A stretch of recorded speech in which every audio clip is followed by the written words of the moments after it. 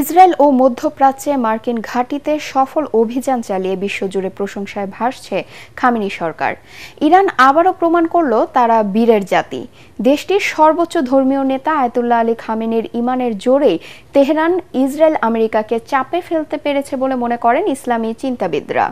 তাদের মতে পরমাণু অস্ত্রের চেয়ে শক্তিশালী মুসলমানদের ঈমানি শক্তির প্রমাণ দেখিয়েছেন খামেনি, যা এবার ধুলোয় মিশিয়ে দিয়েছে ইহুদিদের অহংকার। বিস্তারিত শরীফুল ইসলামের প্রতিবেদনে।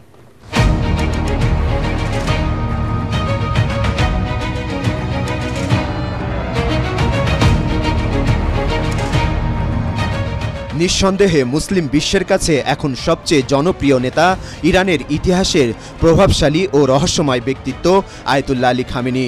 মহানবী হযরত মুহাম্মদ সাল্লাল্লাহু আলাইহি ওয়াসাল্লামের দৌহিত্র ইমাম হোসাইন রাদিয়াল্লাহু আনহুর বংশধর এই লৌহমানব বয়সের ভারে নুজ্জ হলেও ইসরায়েলের বিরুদ্ধে সংঘাতে তার দুঃসাহসী নেতৃত্ব প্রশংসা কুড়িয়েছে দুনিয়া জুড়ে।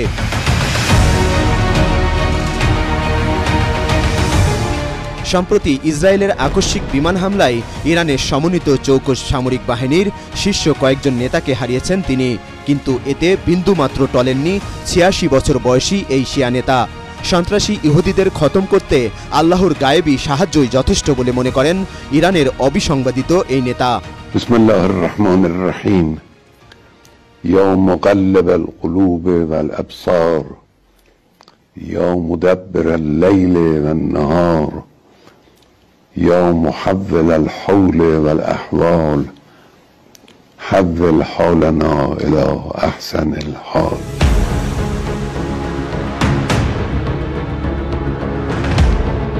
মধ্যপ্রাচ্যের অন্যতম ক্ষমতাধর মুসলিম নেতা খামেনি গত প্রায় ৪ দশক ধরে শাসন করে আসছেন ইরানকে।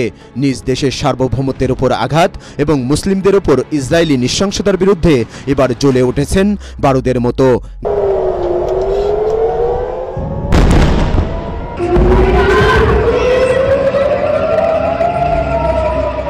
গাজায় ফিলিস্তিনিদের উপর নৃশংসতার পরও নির্বাক বিশ্বকে দেখিয়েছেন ইরানের বীরত্ব।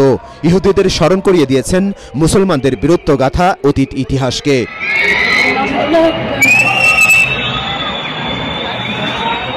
ইসলামী চিন্তাবিদদের মতে ইসরায়েল ও যুক্তরাষ্ট্রের কাছে এখন বড় ভয় আতঙ্ক খামেনির ঈমানি শক্তি।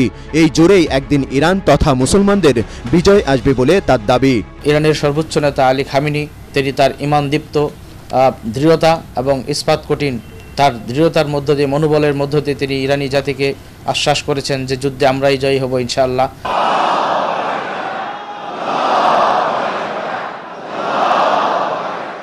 সর্বোচ্চ নেতা হিসেবে ইরানের সরকার, বিচার বিভাগ, সামরিক বাহিনী, ইসলামী বিপ্লবী গার্ড বাহিনী এবং কুদস ফোর্সের উপর পূর্ণ নিয়ন্ত্রণ রাখেন খামেনি। তিনি এখন শুধু মধ্যপ্রাচ্যের নন, মুসলিম বিশ্বের লড়াকু নেতা বলে মনে করেন ইসলামী এই চিন্তাবিদ। তিনি বলেছেন, আমরা আল্লাহ ছাড়া কাউকে পরোয়া করি না, আমরা আল্লাহ ছাড়া কাউকে ভয় করি না। আল্লাহ যাদের যথেষ্ট, আমরা সেই আল্লাহর উপর তাওয়াক্কুল করেছি, আল্লাহর উপর আমরা ভরসা করেছি।